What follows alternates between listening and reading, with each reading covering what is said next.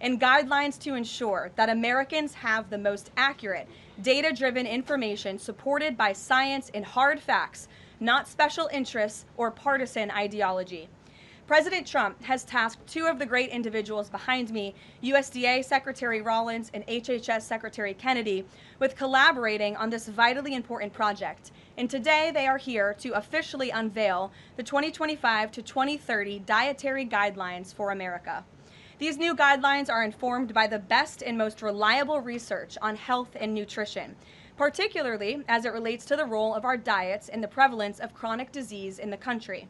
They are also These guidelines are easy to read and understand, so every American, young and old, can access this information that literally has the power to change lives. But these are not just an updated guideline. These are the foundation to all federal food programs in our country. These new guidelines are going to update the food that is served to America's children in our public schools, to the plates that are served to our great men in uniform in our military, our veterans, and the food that they are consuming at the VA. And these new guidelines are also going to impact nutritional programs for the needy in our country, such as WIC and Head Start. Unfortunately, for decades, federal dollars has promoted low-quality, highly processed foods that lead to scores of long-term health issues, which means Americans have gone broke because of these health issues. Faulty dietary guidelines of the past stacked the deck against healthy eating and food options for everyday American families, which has fueled the chronic disease epidemic and jacked up the healthcare costs of households across the country. This failed approach in our public health system ends today. When these guidelines are followed, Americans will be saving themselves thousands of dollars. If we want to cut healthcare costs in our country, we must become a healthier country. According to the CEA, poor diet is the root cause of obesity, which accounts for $400 billion in medical spending each year. A healthier America will lead to a more affordable America. The new dietary guidelines from the Trump administration will ensure federal dollars go to real food to improve public health and therefore save the American people their hard-earned cash over the course of their lives. So with that, I am going to hand it over to Secretary Kennedy. The great people behind me will give remarks, and then we'll get into Q&A for the officials that are here on this specific topic. They will leave because they're all very busy people, and then I will open it up to Q&A with the rest of you on the rest of the news in the world. So thank you, and we'll start with Secretary Kennedy. Thank you, Karoline. Thank you. Today marks a decisive change in federal nutrition policy, made possible by President Trump's leadership and the work of MAHA moms and public health advocates who demanded reform. Today, in accordance with President Trump's directive, Brooke and I will release the dietary guidelines for Americans 2025 to 2030, the most significant reset of federal nutrition policy in history. These guidelines replace corporate-driven assumptions with common sense goals and gold standard scientific integrity. These new guidelines will revolutionize our nation's food culture and make America healthy again.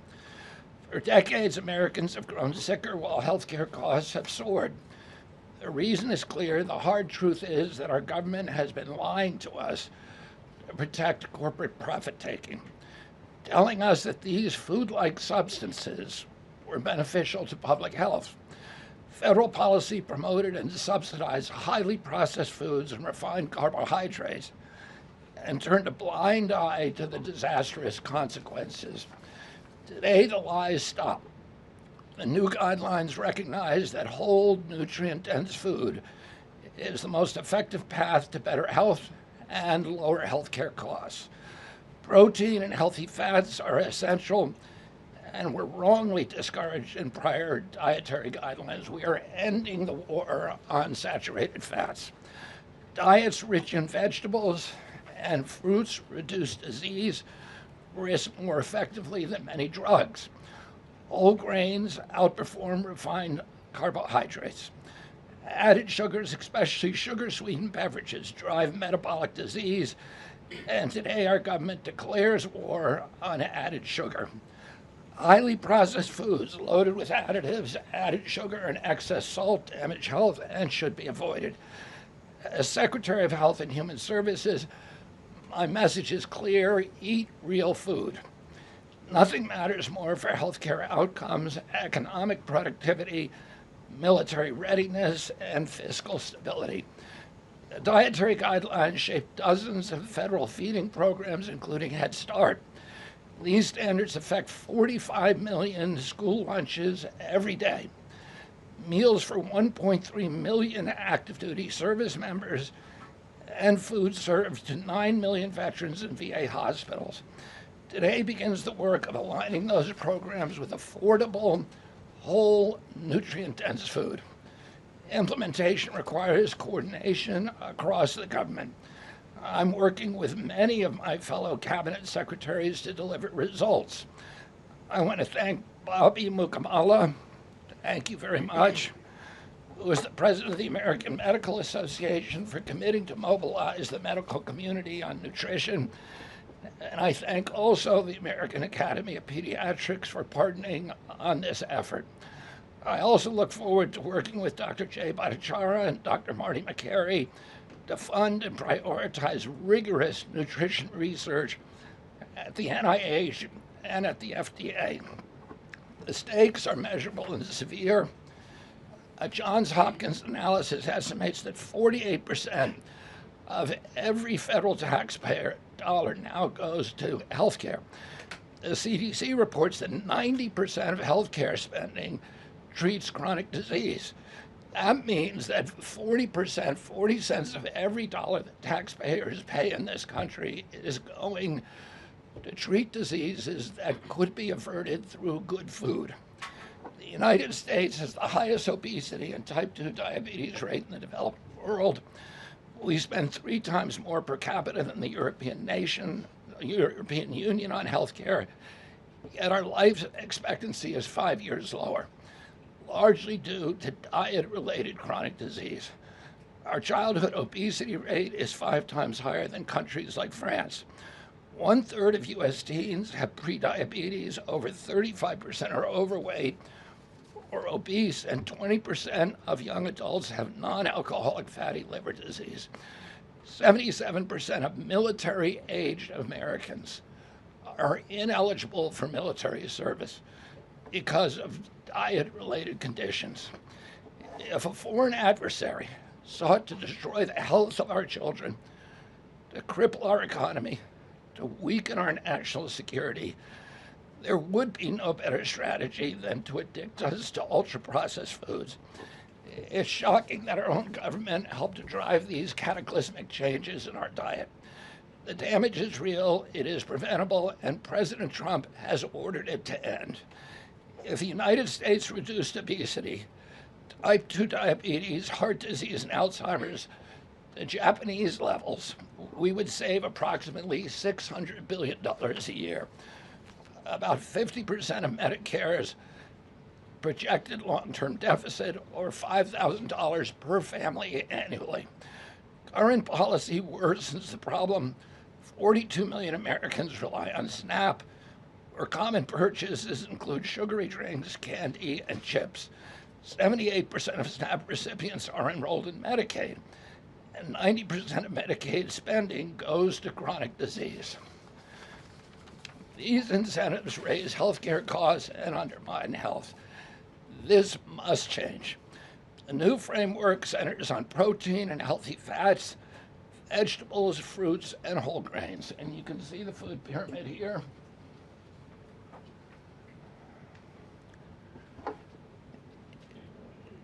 It's upside down, a lot of you will say.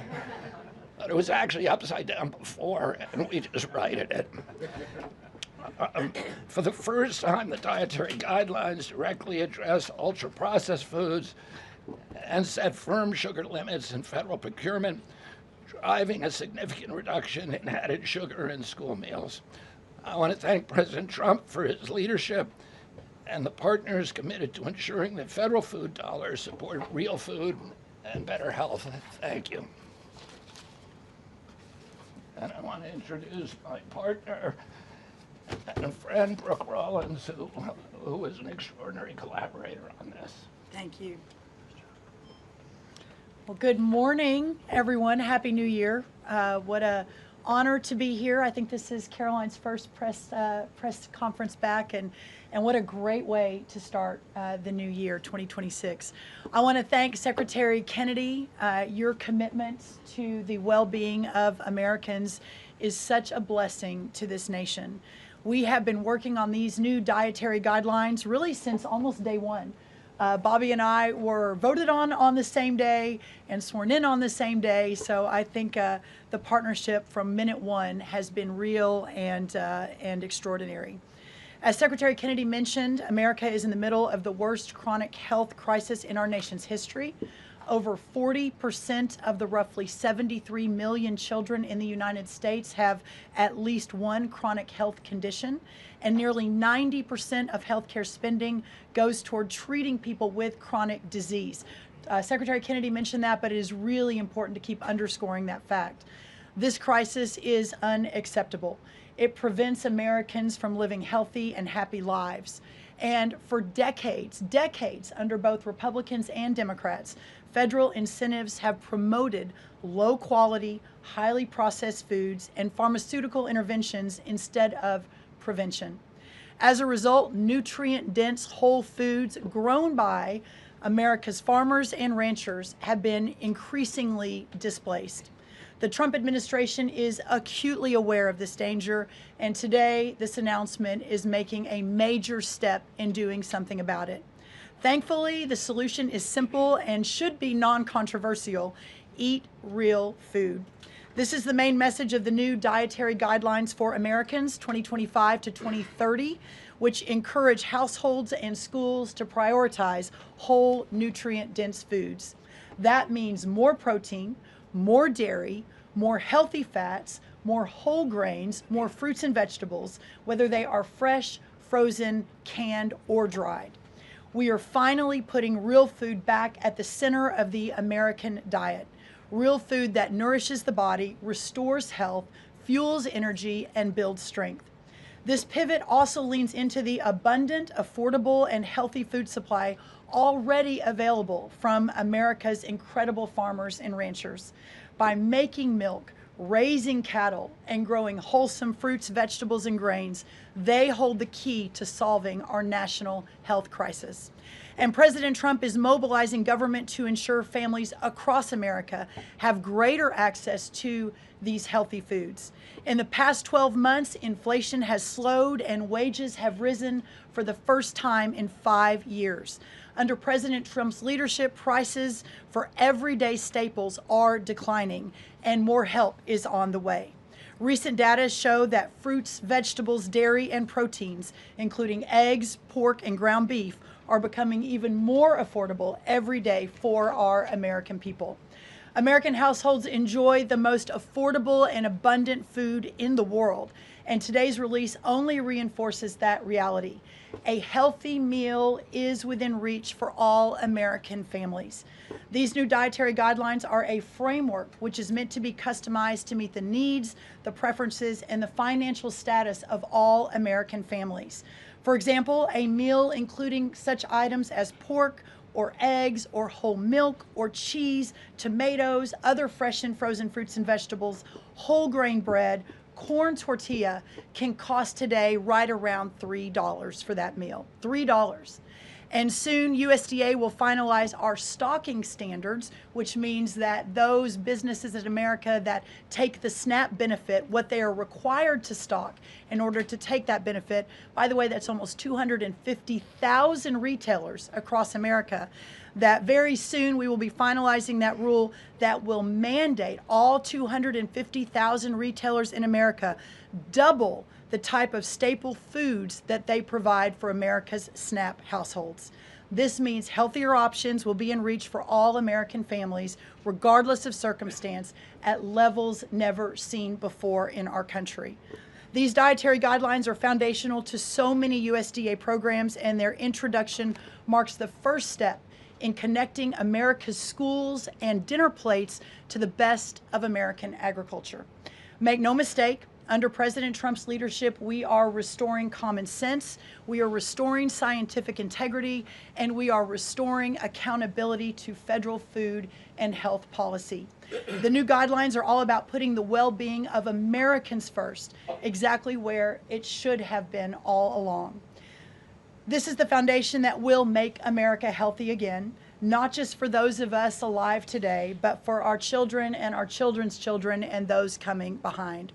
I want to end by saying God bless American families, God bless the American farmer and rancher, and God bless America. What an honor now to introduce another great partner in this incredible work, and that is Dr. Mehmet Oz. Thank you. Congratulations to Secretary Rollins, Secretary Kennedy, and I do want to express my appreciation for what the President has done overall to increase the affordability of health care. The biggest accomplishment perhaps for the health system ability to drop down prices last year was the most favored nation drug pricing that Karoline mentioned.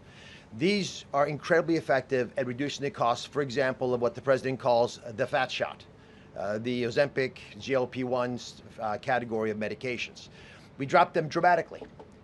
But the best way to reduce drug spend in America is to not need the drugs in the first place.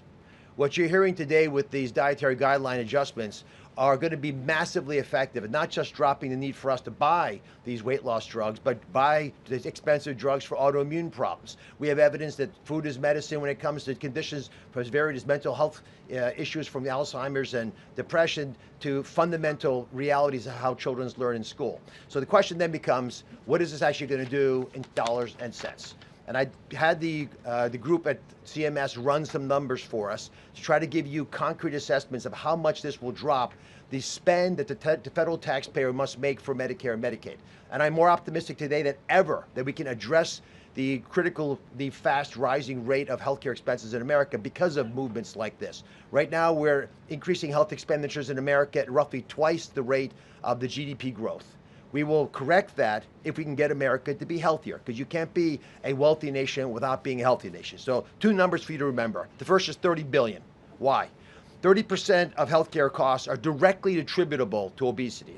I'm not talking about indirect associated expenses, which are also present, but a very conservative number, 30%, are directly attributed to obesity. That's about $300 billion a year for just Medicare, If we were to affect obesity by 10%, which is an incredibly conservative and justifiable assumption that has been borne out in evidence-based dietary experiments and trials, just that alone is $30 billion of reduction of expenses for Medicare rather. That's also obviously correlated with Medicaid reduction in spending. In Medicaid, it's a different opportunity because in Medicaid, we educate children. 53% of children in America are covered by Medicaid or CHIP. And we have programs to teach kids and their parents what to eat, and how to make these dietary guidelines that Secretary Rollins and Secretary Kennedy have crafted with their teams into practice. It will dramatically change the natural history of how children are able to participate in life. But let me give you one last number.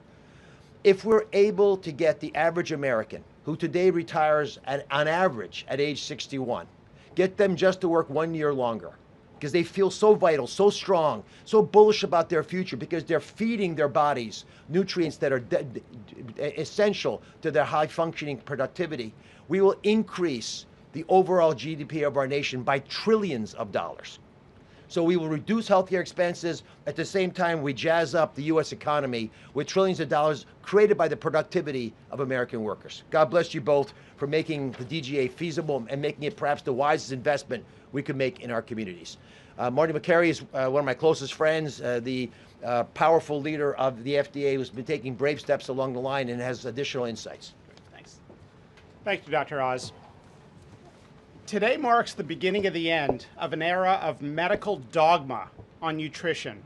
For decades, we've been fed a corrupt food pyramid that has had a myopic focus on demonizing natural, healthy, saturated fats, telling you not to eat eggs and steak, and ignoring a giant blind spot: refined carbohydrates, added sugars, ultra-processed food. This study in JAMA now shows that 60% to 70% of kids are getting their calories from ultra-processed foods. That's an epidemic. We now have a generation of kids addicted to refined carbohydrates, low in protein, They are literally nitrogen negative because we've used old flawed studies that used urine nitrogen to estimate body protein metabolism, and they missed the mark. The old guidelines had such a low protein recommendation that we are increasing that by 50 to 100%. Kids need protein. The old protein guidelines were to prevent starvation and withering away. These new protein guidelines are designed for American kids to thrive, and they're based on science, not on dogma. We have 40% of our kids now with a chronic disease. It is not their fault. This is something that is the result of bad advice from the government and a medical establishment that for decades peddled research from a flawed 1960s model. Today, we are setting the record straight. This is not a willpower problem of our nation's kids. This is something adults have done to kids, and we're going to fix it. And so, as Dr. Oz said, the best way to lower drug prices is for people to stop taking drugs they don't need. We are going to finally address the root causes of our broken healthcare system: insulin resistance and general body inflammation, advanced by the protein-poor, micronutrient-poor, ultra-processed, refined carbohydrate diet that kids are addicted to today.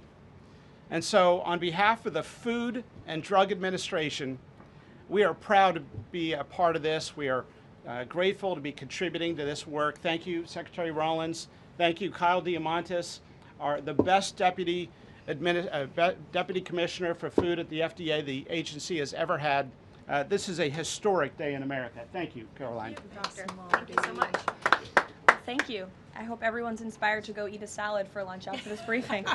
If anybody has questions on this topic, we will take a few and then we'll get into the topic. We'll start with our new media seat. If you have a question on this topic today, Jamie Franklin, she comes from the Conservator. Why don't you kick us off? Yeah, first of all, Karoline, congratulations on your pregnancy. We're so excited for you. Thank you. MAHA moms across the country, including myself, are just so excited by what this administration is doing to make our kids healthy again. But, you know, we do have concerns when it comes to these blue states pushing back on a lot of progress that we're making as an administration. And particularly, we're really excited that you guys revised and streamlined this vaccine schedule. However, what we have seen is that these blue states, whether it be, you know, no tax on tips, no tax on overtime, or pushing back on immigration, they continue to stop your guys' progress. So what has been the response from these blue states? Because as MAHA moms enrolling our kids in school, this is a big issue, and we celebrate what you guys are doing, but we want to have it, you know, even in the blue states as well. I mean, my hope is that we only released these earlier, 2 days earlier. I'm sorry. Duck is also high in protein. That's an interesting. Duck is a good thing to eat, everybody. We only released the new vaccine schedule 2 days ago. The vaccine schedule, there's nothing compulsory in it. Everybody, I've always promised, I'm not going to take people's vaccines away from them. People who want to get vaccines, everybody who wants them can get all of the vaccines that were on the old schedule. They will all be paid for by the Vaccines for Children program or for the insurance the same as before. We release guidelines that we think are optimal to public health. They're the same with core vaccines that are required by the European community. And those nations all have much better health outcomes than we do. And they're based on their best science and also on their conviction that when you put too many vaccines on the program, it actually reduces compliance. It reduces uptake. And so we want to maximize the uptake of vaccines by making sure that Americans know we are making recommendations that are science-based, that are common sense, that are grounded in science. And right now, that's the best science that we have. And again, there's 3 categories of vaccine. One is the core schedule, which resembles the European countries. The second is for people who have vulnerabilities, for high risk, and that doesn't change at all. And then the third is shared decision making, which any vaccine that was on the old schedule, you can continue to get. So people will make their own choices, and that's what democracy is about. I asked the boss, Karoline, for permission to add a little bit to this because I think it's really important. And by the way, Jamie, what a superstar you are. It's so fun to see you in this seat, Jamie Franklin. The blue state question is a really important one. And for those of us that are running agencies with these programs, I mean, I've talked to a lot of you already about how we have 22 blue states that won't give us their SNAP data so that we can figure out and ensure that those who really need these programs are actually getting these programs. Clearly, you all have been writing about Minnesota. California's next. We're looking at New York, some other states. The amount of fraud in all of these programs is absolutely stunning. And the challenge is, I mean, from Medicaid, et cetera, I know, Dr. Oz, you've talked a lot about that. This is a significant problem. And I think who's really harmed in all of this conversation and when these blue states aren't partnering with us to try to do this right is we say blue states and red states, but in those states, there are all kinds of our citizenry and that aren't all Democrat or aren't all Republican. We had a poll that just came out that had about 85% of all Americans believe that states should turn their data over on SNAP so that we can figure out where the fraud is and ensure these programs are going where they need to go.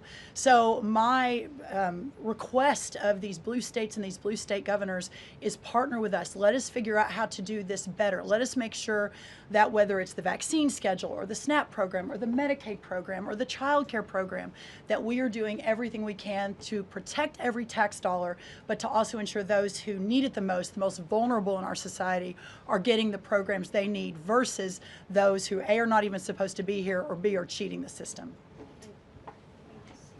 Jeff. Thanks, Caroline. One of the changes that was made had to do with alcohol.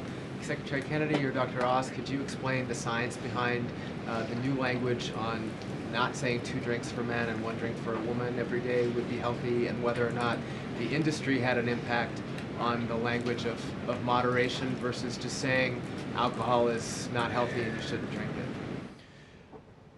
So alcohol is a social lubricant that brings people together. In the best case scenario, I don't think you should drink alcohol, but it does allow people an excuse to bond and socialize, and there's probably nothing healthier than having a good time with friends in a safe way. If you look at the blue zones, for example, around the world where people live the longest, alcohol is sometimes part of their diet. Again, small amounts, taken very judiciously, and usually in a celebratory fashion. So there is alcohol on these dietary guidelines, but the implication is don't have it for breakfast. Right, this should be something done in a small amount with hopefully some kind of an event that might have alcohol added. But the general move away from 2 glasses of men, 1 glass of women, there was never really good data to support that quantity of alcohol consumption. That data was probably primarily confused with broader data about social connectiveness.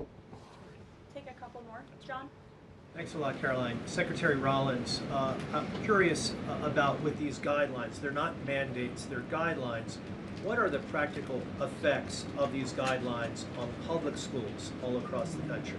Well, today begins thank you, John. It's good to see you. Today begins the first day now in a recalibration of the rules, whether it's school lunches, whether it's the SNAP program, whether it's as veterans were mentioned, our prison system, that now we begin the process of implementing and redrafting the rules to reflect what this new dietary guidelines for Americans actually is doing to our food system. So there is a lot of work to do. Nothing changes overnight, but as I think we've proven, this administration moves very, very quickly on all fronts, 7 days a week, 365 days a year, and so you'll begin to see some real changes coming very soon. As everyone is aware, for many of our most vulnerable in the margins in our communities, the school lunch is often the best place for our children to get the healthiest meal.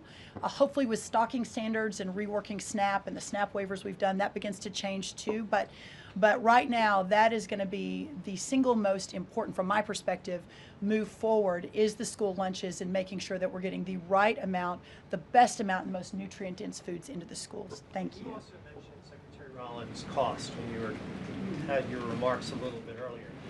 Is eating healthier more cost effective? Is it cheaper than just having a diet of processed foods? I had a whole chart to show you, but left it in the back, unfortunately, that yes, indeed, that eating healthy, for the most part, we've got 100 simulations, is actually less expensive. The challenge comes is the access to those healthy foods, especially in parts of America where they have food deserts. They don't have a H-E-B or a Kroger or a Central Market. These are all Texan grocery stores, but whatever similar across the country. But that is why these stocking standards in SNAP are so important. So if you have a economically challenged family, and the only place they're getting their food is the 7-Eleven. We have a longer term important policy priority, and that is getting grocery stores into these lower margin communities. But for now, requiring those retailers, those 250,000 retailers across America, to double their stocking of healthier foods. That will allow us to immediately get these better foods into all communities, but especially the most vulnerable. Thank you, John. Let me just add something to that. Brooke and I are working on a program. Affordability is the priority for the president. And we know we have to make it easy and accessible for healthy foods for every American. And we believe we can do that. We think affordable food is within reach of every American family. We are working on a education and information program that will allow American families all over the country to come onto our website and find the healthiest foods at the lowest cost for themselves. I'd also just add this. The idea that a cheap meal made of processed food is cheap is an illusion, because you're paying for it on the back end. You're paying for it with diabetes, with obesity, with illness. And if you internalize that cost of the meal, it would be a tiny fraction of the long-term cost of eating bad food. So we'll take one more in the white blazer. Caroline. Secretary of Kennedy, you mentioned healthy fats, but also ending the war on saturated fats. Can you clarify how much saturated fats Americans should be consuming? I'm going to let Marty take that, since he wrote a book about it. Look, the old dogma in the 1960s, when Eisenhower had his heart attack and Ancel Keys said it was the saturated fat, that's never been substantiated. And so that flawed research has become dogma over the years, and eventually the conversation was sidelined. In this new guidance, we are telling young people, kids, schools, you don't need to tiptoe around fat and dairy. You don't need to push low-fat milk to kids. And we are maintaining the 10% of calories as saturated fat in the guidance. The real issue is protein. The fact that 60 to 70% of the calories of kids today in America is ultra-processed food. These are the issues that have become giant blind spots where we're now putting attention. And we hope that there are conversations in every school board in America, in every church and synagogue and house of worship, every home in America will now have conversations. We've got to talk about school lunch programs, not just putting 6-year-olds on Ozempic. Food can be curative. We've got to talk about the microbiome and fiber and healthy whole grains and the good soil that food comes from and the healthy, clean waters and good farming techniques. So that's the focus of this guidance. Thank you. Great. Some of you may be wondering why Dr. Carson is here. He is our National Nutrition Advisor working alongside Secretary Kennedy, and he's played a big role in this effort. So I want to thank you so much, Dr. Carson, for being here today. And thank all of you for being here today. I know you're all very busy people, and these people have a lot of questions on things other than diet, I'm sure. So I'm going to get to work, and thank you guys so much for coming. Thanks, everybody. Thank you. Thank you. Okay, thanks. All righty. Great. Does anyone have any questions? Rachel, why don't you start? Thank you, Caroline. The president has been adamant that he is now in charge of Venezuela, but Delcy Rodriguez said the government of Venezuela runs her country, no one else, saying, quote, there's no external agent governing Venezuela. So which one is it? Let me just be very clear. This is the first time that I've addressed Venezuela from the podium since being back and since the historic and incredibly successful military operation, law enforcement operation conducted by our United States military that you all saw and the world witnessed last week. The skill, the might of the United States military and our country under the leadership of this president is on full display to the rest of the world. And let's just set the record straight. There isn't another military in the world who could have pulled off this operation. There is not another president in the world or in our nation's history who had the courage to authorize such a mission. And I think the world has taken notice that America is truly back. With respect to Venezuela, the Trump administration, led by Secretary Rubio, the vice president, and the president's entire national security team, is in close correspondence with the interim authorities in Venezuela. We obviously have maximum leverage over the interim authorities in Venezuela right now, and the president has made it very clear that this is a country within the United States, the Western Hemisphere, close by the United States, that is no longer going to be sending illegal drugs to the United States of America. It's no longer going to be sending and trafficking illegal people and criminal cartels to kill American citizens as they have in the past. And the president is fully deploying his peace through strength foreign policy agenda. So we're continuing to be in close coordination with the interim authorities, and their decisions are going to continue to be dictated by the United States of America. Just one follow-up, when you talk about that leverage there, has the Venezuelan government fully committed to turning over its oil to the United States indefinitely, and what happens if they do not? Well, as you saw, the president announced last night, this was a deal. This was a deal made by the president and his team with the Venezuelan interim authorities. This will benefit both the American people and the Venezuelan people. And Secretary Wright and the Department of Energy are working with the interim authorities and also with the private oil industry to execute on this historic energy deal that's not only good for the United States, but it's also going to revive the prosperity, the safety, the security of both the United States and Venezuela as well. Ed. Following up on the oil part of this, the 30 to 50 million barrels of oil, how exactly is that going to work? You're getting it out of Venezuela into the United States? Yes. And then what? That's exactly right. So as you know, Ed, as the president announced last night, this was the sanctioned oil that was basically just sitting in barrels, sitting on ships because of the effective quarantine of the United States of America.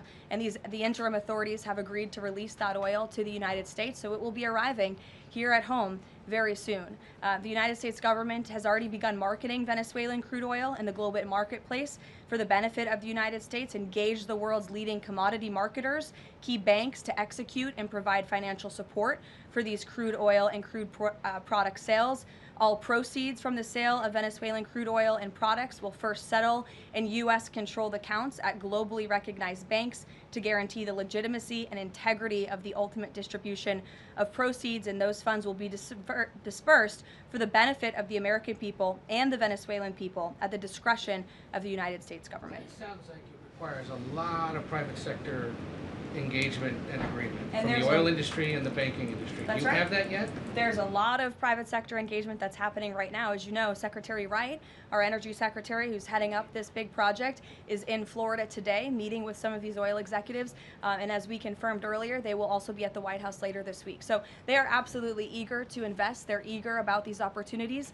And Secretary Wright is a very well knowledgeable guy when it comes to oil and energy, and he's the perfect man for the job. Another corner of the world Sure. there, real quick on Go ahead. Iran. Go ahead. So just to follow up on the oil, 30 to 50 million barrels is an initial tranche, if you will, and then what happens after that? What I won't get ahead of the plans that the president and his team are currently speaking with the interim authorities about, but rest assured, there is a long-term plan here. Secretary Rubio and the entire team are working diligently on it, and this is just sort of the first action that you all are seeing. Ed. Thanks, Caroline. So in order to get these oil companies to invest billions in Venezuela, how will the U.S. reassure that their workers will be safe in Venezuela? Could there be troops involved? At this point in time, as you know, there are no troops on the ground in Venezuela. The president, of course, reserves the right to use the United States military if necessary. It's not something he wants to do. Diplomacy is always the first option. As you saw, he tried that with Nicolas Maduro, but unfortunately, he was an illegitimate dictator and an unserious person. And so President Trump authorized this law enforcement operation, and now Nicolas Maduro is sitting in a prison cell in New York. So certainly the president is going to do what's in the best interests of the American people, and that includes workers from our energy and oil industry as well. With that meeting tomorrow, what is the message the president is going to give to the oil executives, and what does he want to hear? Well, the meeting is on Friday, and it's just a meeting to discuss, obviously, the immense opportunity that is before these oil companies right now. Stephen. Caroline, and congratulations again. Thank you. The New Yorker had a story yesterday on the vice president, and it questioned his, quote, notable absence on Venezuela. And the sub-headline asked, was the vice president's exclusion from the operation in Venezuela an expression of his anti-interventionist anti-interventionist ideology or political calculation. Would you be able to discuss the Vice President's role in Venezuela policy? I did see that report in the New Yorker, and quite frankly, I laughed out loud because it's very clear it's a fake report that's trying to sow distrust and division amongst the president and his team. Let me just be very clear. The Vice President has been involved in all policy. He is the right-hand man of the president on all policy matters, including Venezuela policy. He was, of course, read in and deeply involved in this operation from the very beginning.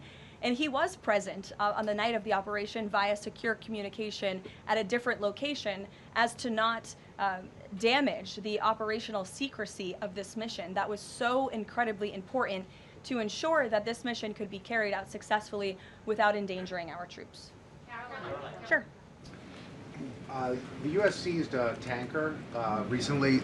Russia specifically asked the United States not to seize that tanker.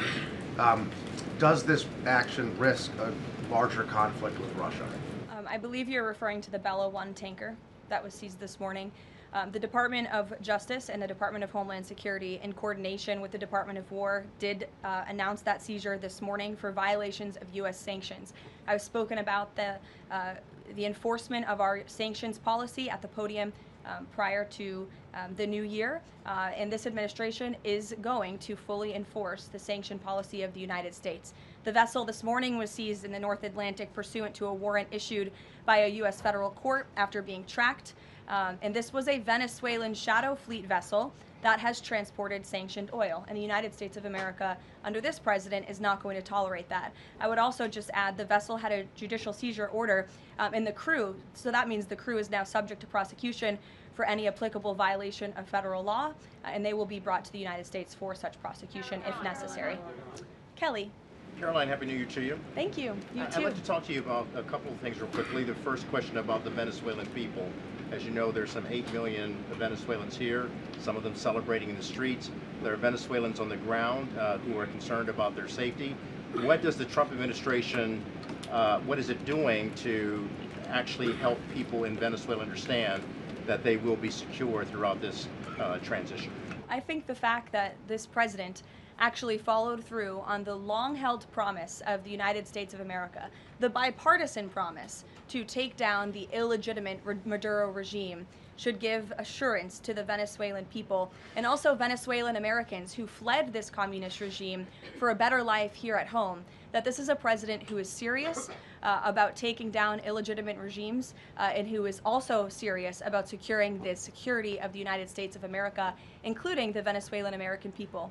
And I would just add that this is something that not just Republicans and President Trump have talked about for a very long time, but it is also something that Democrats have advocated for. In 2020, Chuck Schumer said that that at the time, President Trump had not brought an end to the Maduro regime. The Maduro regime is more powerful today and more entrenched today than it was when the president began. Now you hear Chuck Schumer out there saying this is reckless.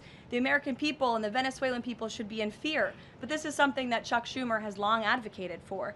Senator Chris Van Hollen, same thing, had said that the United States is going to use its leverage and influence to push for negotiations to transition to the truly elected leader. This was under President Biden. We know Maduro and his cronies don't want to go quietly into the night. The U.S. needs to work to ratchet up the pressure. Now, Senator Holland says it's an illegal act of war to get rid of Nicolas Maduro. So the hypocrisy is really astounding here, and thank you for giving me an opportunity to point it out, Kayla. Sorry, go ahead.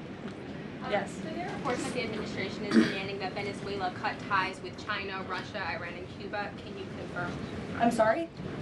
Reports that the administration has essentially demanded that Venezuela cut ties with China, Russia, Iran, and Cuba.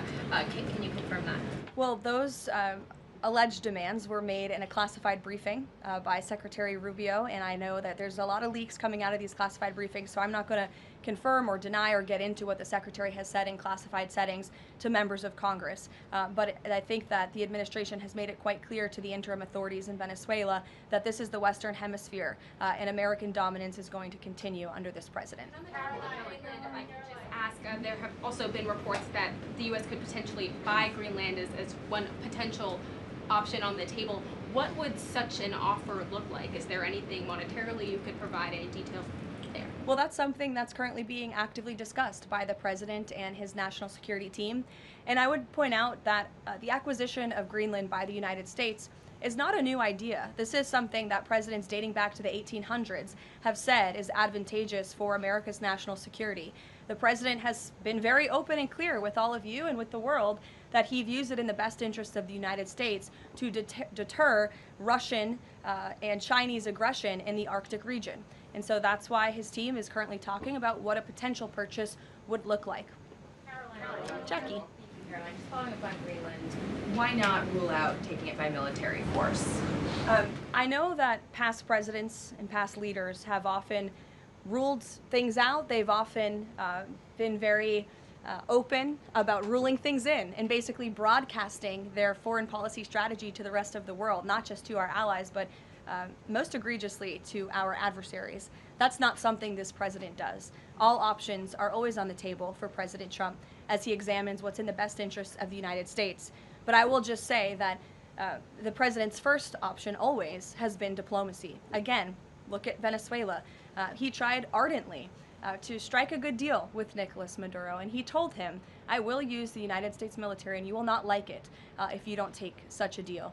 And look at what happened. With respect to Iran, the president said the same thing, right? He tried to have serious interest in a deal with the Iranian regime with respect to their nuclear capabilities. They were not interested, and so Operation Midnight Hammer happened, which was another remarkable military success under the leadership of this commander-in-chief. So the president keeps his options open, but diplomacy is always the first. Quickly, just one additional follow-up on that. Does the president recognize Denmark's ownership as part of the kingdom? Because there have been some Republican senators questioning the claim that Denmark has to Greenland. Is the president in that camp with them, questioning the legality of I have not heard him question it personally, but you're welcome to ask him yourself next time you have the chance. Sanctions are being lifted for Venezuela. We got to lift some sanctions to let the oil come in. Can you talk about that just very briefly? Yes, so the U.S. is selectively rolling back sanctions to enable the transport and the sale of Venezuelan crude and oil products to the global markets, yes. Annie. Thank you. There are some reports from Venezuela that the country's leaders are cracking down on the population, specifically suppressing public expression of support for Maduro's ouster. Is that kind of behavior consistent with what the president wants to see, how the president wants to see the leaders take on the population? It would not be consistent, and I'll let the president's national security team speak further on that. I know they are well aware and tracking. Kelly. Two questions. One, on the seized vessels, the Bella, the Sophia, can you tell us where they're headed, what happens to any existing cargo, and you reference personnel but potentially facing prosecution? That's one thing I'd like to follow on. And then on the Bella.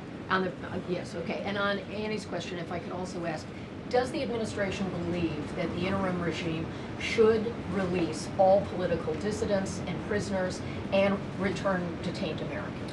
That's not a question that I've personally spoken about to the president with, so I will let him answer that question. I don't want to make new policy at this podium today with respect to Venezuela.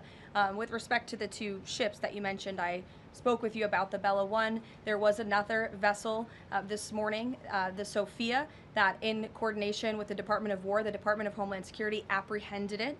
This is a stateless, sanctioned, dark fleet motor tanker, and this occurred without incident. This vessel was operating in international waters and conducting illicit activities in the Caribbean Sea.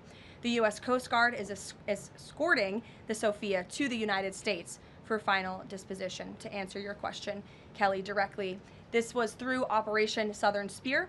The Department of War is unwavering in its mission to crush illicit activity in the Western Hemisphere. And as the President has repeatedly stated, we're going to defend our homeland and restore security and strength across the Americas. Dasha, go. Caroline, thank you and Happy New Year. Thanks, you too. Two questions, one on Venezuela, one on Greenland. You've repeatedly at the podium called the current leadership in Venezuela interim leadership. There are Republicans and Democrats alike that say they want to see elections in Venezuela. The president has said it's too soon to do that right now, but is there a timeline for elections in Venezuela? Is he committed to seeing that this year, for example? You just said the president has answered that question, so I will reiterate what the president has said a few times now to all of you, which is that it's too premature and too early to dictate a timetable for elections in Venezuela right now. Caroline, you just talked to Jackie about diplomacy first, right? The Danes have repeatedly said they are willing to collaborate on all of the concerns that the president has, whether it's more troops, mineral rights, intelligence sharing. Why does the president feel he needs to own Greenland and not and put out the threat of military action when this could be done through diplomacy? Well, who said diplomacy isn't taking place behind the scenes, Dasha? I mean, the president is interested in diplomacy. His national security team is as well. And of course, he's always willing to pick up the phone for everybody and hear out their concerns.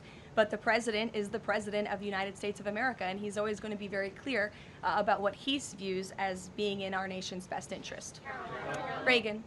Caroline, I have a question for you on Venezuela, and then I'd love to ask you about Minnesota and Tim Walz. Sure. On Venezuela, I'm wondering, does the administration hope to start sending more Venezuelan migrants back home, or have them self-deport if the situation in the country improves?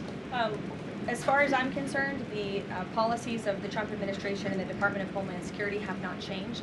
All those illegally present in the country are subject to deportation. And I would just like to add, how we got here.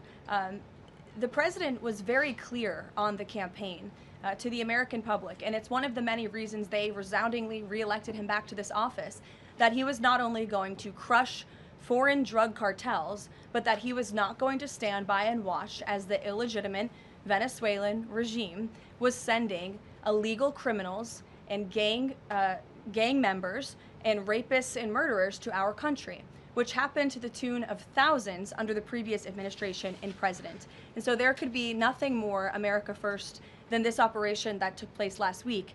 And I would just remind all of you in this room that there were innocent Americans like Jocelyn Nungare who lost their lives at the hands of dangerous Venezuelan criminals who were sent here by the Maduro regime. And that has been the president's North Star and guiding principle throughout his entire policy since January 20th. Tim Walz in Minnesota. Does the administration believe that Tim Walz potentially dropped out of the governor's race because he could be under criminal investigation? I don't know if there's a criminal investigation. If there was, I wouldn't be able to comment on it from up here, to be honest with you. But I think Tim Walz probably dropped out of the race because he realizes he no longer has the support of the people of his own state, which is a remarkable downfall considering he was the number 2 on the Democrat Party's ticket just about a year ago. When it comes to Minnesota, the fraud that we have seen, the wide scale of fraud is really remarkable. It's egregious. I would encourage every single journalist in this room to go to Minnesota and to cover it yourselves. As for the Trump administration, we have officials who have been on the ground almost every day. Secretary Noem was there yesterday. Secretary Bessent will be traveling there later this week to talk about the fraud and to do a roundtable on this very topic. And I would just like to leave you with an update. To date, the Department of Justice has charged 98 total defendants in several Medicaid fraud and related case programs. 64 were convicted, and 85 of the 98 charged were of Somali descent. The DOJ has also issued over 1,700 subpoenas, executed over 130 search warrants, and they have now added more attorneys to their office there to absorb the case flow. DHS is on the ground going door to door conducting large-scale criminal and HSI investigations. They have also sent approximately 2,000 agents to Minneapolis to assist with law enforcement and immigration enforcement. As I said, Secretary Noem was on the ground yesterday.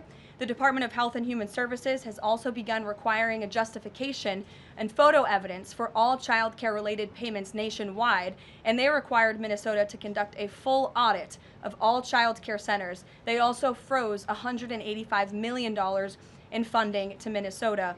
And Dr. Oz, who was just here, also notified Governor Walz they're going to begin auditing Medicaid recipients and deferring payments on claims based on waste, fraud, and abuse. The Department of Labor is also conducting a targeted review of Minnesota's unemployment program. Department of Agriculture requiring Minnesota to conduct recertification for SNAP recipients, and HUD has launched investigations into the public housing. SBA has also suspended nearly 7,000 borrowers amid suspected fraudulent activity. So, with all of that, rest assured this is an all-hands-on-deck effort from the entire administration to get to the bottom of this and to ensure that the ripping off of taxpayers in the state of Minnesota And it won't just be Minnesota. It'll be any state across this country where fraud has taken place. And we are protecting law-abiding, tax-paying American citizens. Phil. Thank you, Caroline. Just to follow up on Greenland, there are treaties already on the books that give the United States access to the island. They can construct and maintain military bases there. We can house personnel on the island. The U.S. has control of landings, takeoffs, anchorages, etc. So I'm curious if you could just spell out for the American public, what specifically would the U.S. gain by taking control of Greenland that the U.S. doesn't already have access to right now? More control over the Arctic region and ensuring that China and Russia and our adversaries cannot continue their aggression in this very important and strategic region. And there would be many other benefits as well that, again, the President and his national security team are currently talking about. Jeff, I'll give you another one. Welcome. A broad sort of stand-back question on foreign policy. Are you concerned about increasing tensions with Russia because of the tanker seizures? And how does the U.S. action in Venezuela impact the ongoing relationship with China and the President's relationship with President Xi? I think the President has very open, honest, and good relationships with both President Putin of Russia and also President Xi of China.